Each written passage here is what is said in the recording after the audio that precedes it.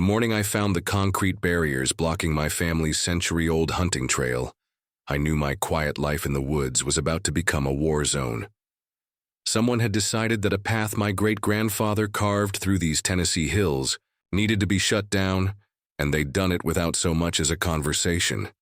Before we dive into this wild story of HOA overreach and backwoods justice, drop a comment and let me know what state you're watching from. I want to see how far stories of neighborhood revenge actually travel across America.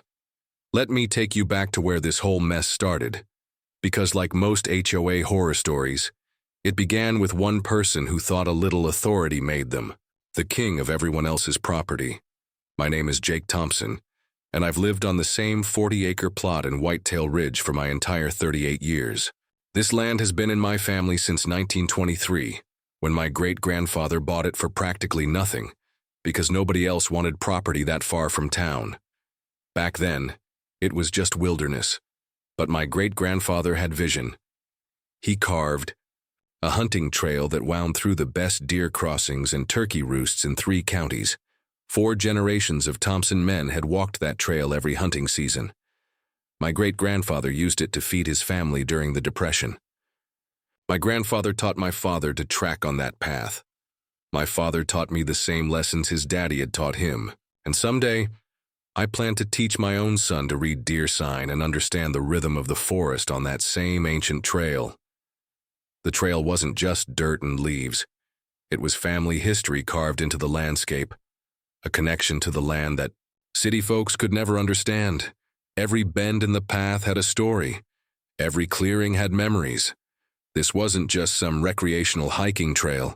It was the backbone of everything my family had built in these hills.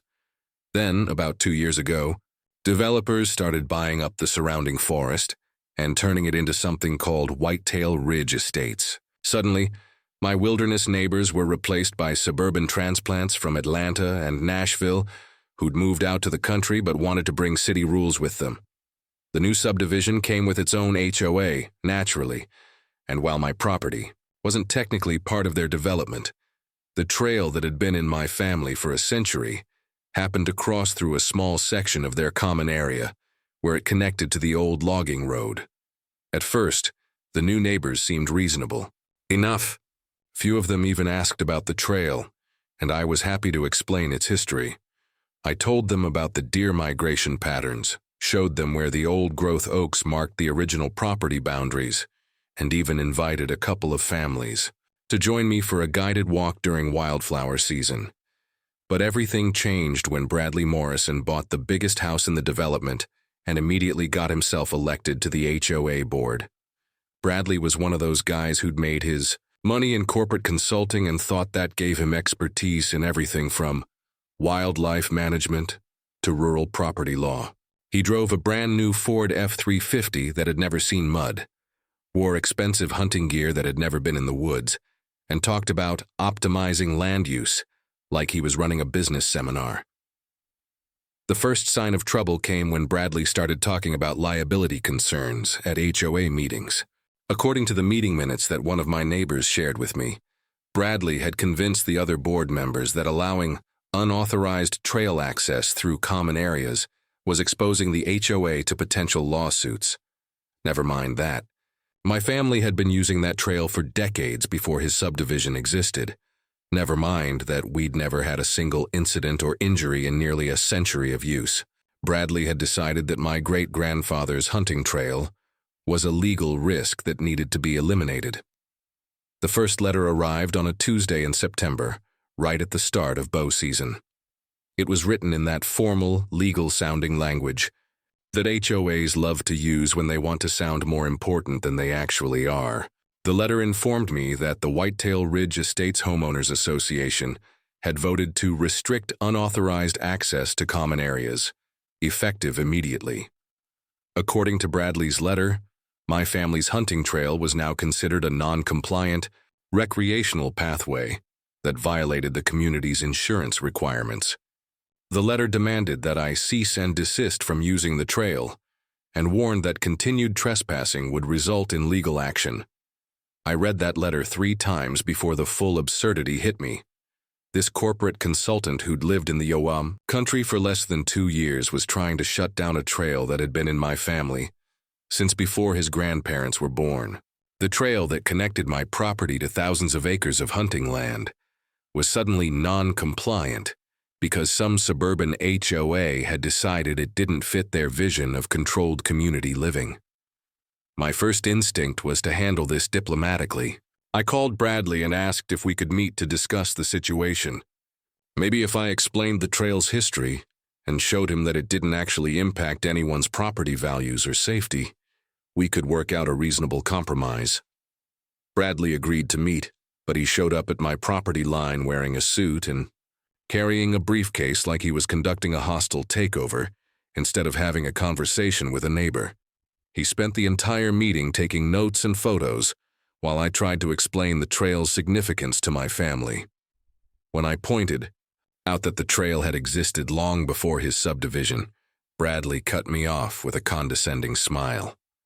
"Jake, I understand this path has sentimental value, but we have to think about liability and community standards. The insurance company was very clear that uncontrolled access creates risk exposure for all our homeowners." That's when I realized we weren't having a good faith discussion. Bradley had already made up his mind to shut down the trail, and this meeting was just theater to make himself feel better about it. He didn't care about the trail's history or its importance to my family. He only cared about eliminating what he saw as a potential problem for his suburban paradise. The conversation got heated when Bradley suggested that I could apply for seasonal access permits if I wanted to continue using the trail. The idea that I needed his permission to access a path my great-grandfather had carved was so insulting that I had to walk away before saying something I'd regret. 2 weeks later, I found, the concrete barriers. Bradley hadn't just blocked the trail, he'd turned it into a construction project. 3 massive concrete blocks, each weighing probably 1,000 pounds, had been positioned across the narrowest part of the path where it entered the HOA common area.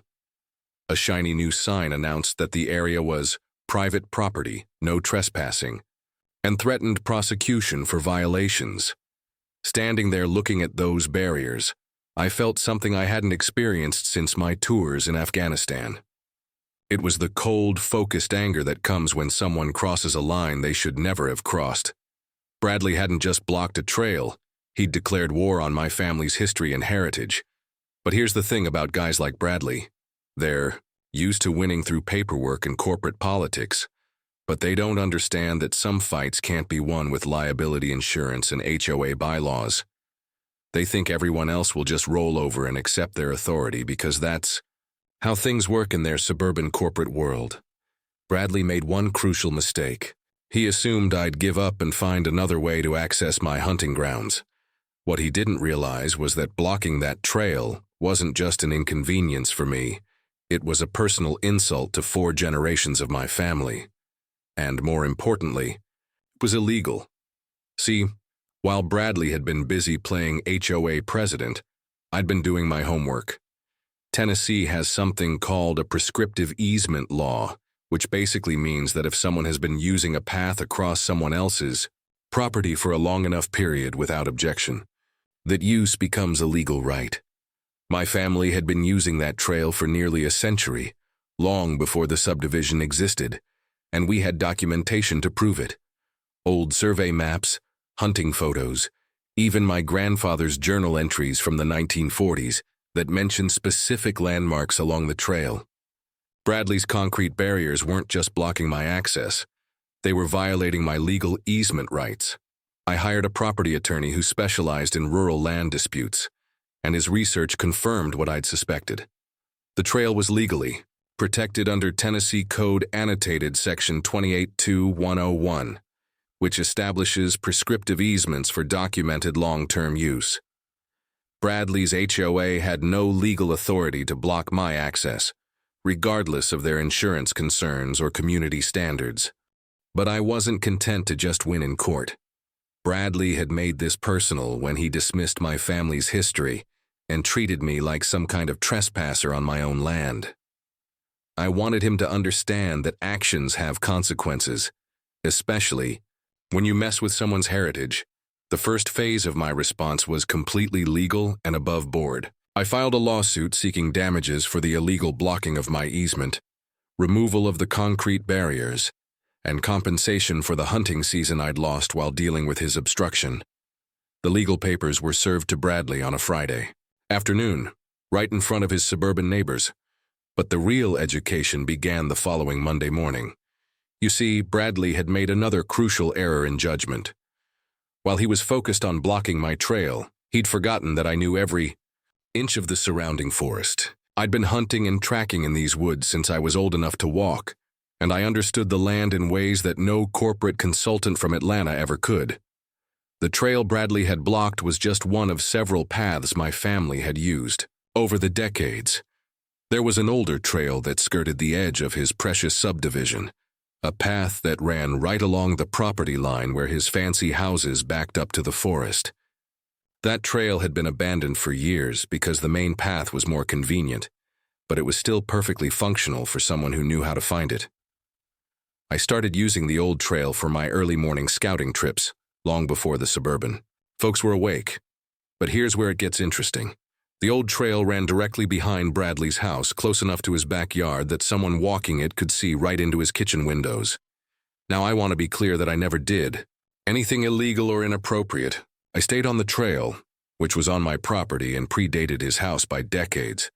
But my normal hunting activities, which involved checking trail cameras and scouting deer sign at dawn and dusk, happened to occur right behind his suburban fortress. Bradley apparently wasn't used to seeing actual outdoorsmen moving through the forest at 5 in the morning. The first time he spotted me walking the tree line behind his house, he called the sheriff's department to report a suspicious person lurking near his property. The deputy who responded was a local guy who'd grown up in these hills and knew my family. When Bradley demanded that I be arrested for trespassing, the deputy just laughed. "Mr. Morrison, that's Jake Thompson. His family has been hunting these woods since before your subdivision was even an idea. He's got every right to walk that trail." But Bradley wasn't satisfied with that explanation. Over the next 2 weeks, he called the sheriff's office 6 more times to report my threatening behavior, which consisted of walking on my own property at legal hunting hours. Each time, the deputies had to explain that I wasn't doing anything wrong. The harassment escalated when Bradley started following me with his phone camera, trying to document what he called my intimidation tactics. He'd stumble through the underbrush in his expensive boots, recording video of me checking trail cameras and muttering about restraining orders and stalking charges. What Bradley didn't realize was that his amateur surveillance operation was actually helping my legal case.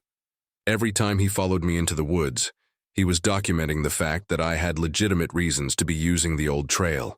His own videos showed me engaged in normal hunting activities on my own property, completely undermining his claims that I was harassing him. The situation reached its peak on a Saturday morning in late October. I was setting up a new trail camera when I heard Bradley crashing through the woods behind me, phone in hand, recording another episode of his imaginary persecution story. "There he is again," Bradley announced to his phone camera. "This is the 7th time this month I've caught him lurking around our property. I'm documenting everything for the restraining order." I turned around and looked directly at his camera. "Bradley, you're on my property right now. You've been following me around for 2 weeks, recording me without permission. If anyone's being harassed here, it's me." That's when Bradley made his biggest mistake of all. Instead of backing down, he decided to escalate. "This is HOA common area," he declared. "You have no right to be here, and I'm calling the police right now." I pulled out my phone and opened the GPS app, then held it up so his camera could see the coordinates. "Bradley, according to this GPS, we're standing 50 yards inside my property line. You want to call the police? Go ahead, but you might want to walk back to your own land before you make that call." The look on Bradley's face when he realized his mistake was priceless. He'd been so focused on harassing me that he'd completely lost track of where the property boundaries actually were. His amateur detective work had led him onto my land, where he'd been recording me without permission and making false accusations about trespassing. I didn't call the police, but I didn't need to. Bradley's own behavior had given me everything. I needed to turn the tables on his harassment campaign. His videos, which he'd intended to use against me, actually documented his own repeated trespassing on my property. The legal case wrapped up quickly after that. My attorney presented evidence of the prescriptive easement, Bradley's illegal blocking of the trail, and his subsequent harassment campaign. The judge ordered immediate removal of the concrete barriers, awarded damages for the blocked access, and issued a stern warning to the HOA about respecting established property rights. But the real victory came when Bradley's own neighbors turned against him. You see, while he was busy playing forest detective and harassing me, the other HOA members had been getting tired of his authoritarian management style. Several homeowners complained that his aggressive tactics were creating more problems than they solved. The final straw came when the HOA's insurance company reviewed the legal case and informed the board that Bradley's actions had actually increased their liability exposure. By illegally blocking an established easement and then harassing the rightful user, Bradley had created exactly the kind of lawsuit risk he'd claimed to be preventing. At the next HOA meeting, Bradley was voted out as board president by a margin of 47-3.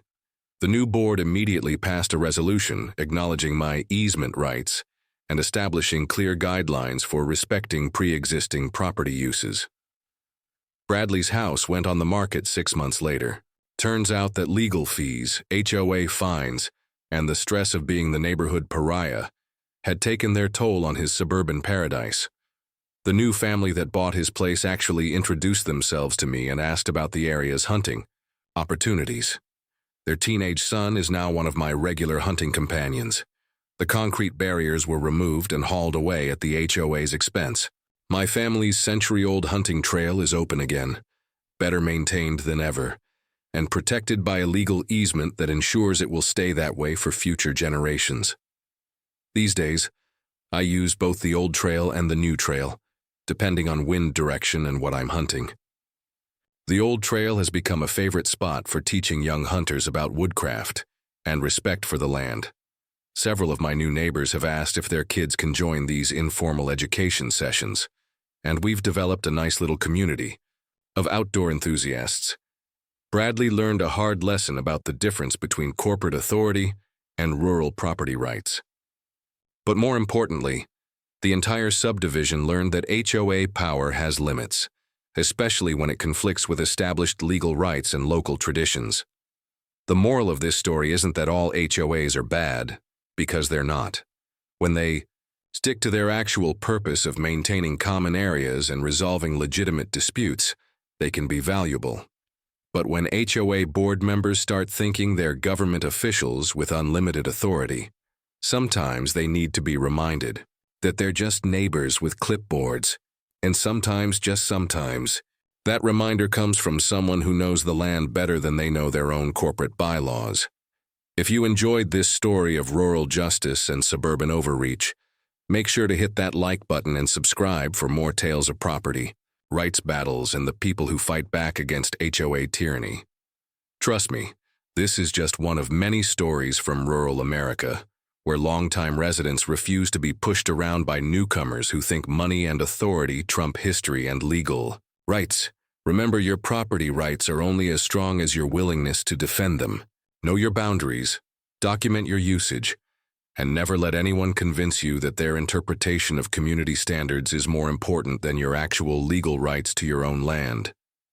Thanks for watching, and I'll see you in the next story, where we explore what happens when an HOA tries to regulate a veteran's flag display and discovers that some symbols are protected by more than just community guidelines.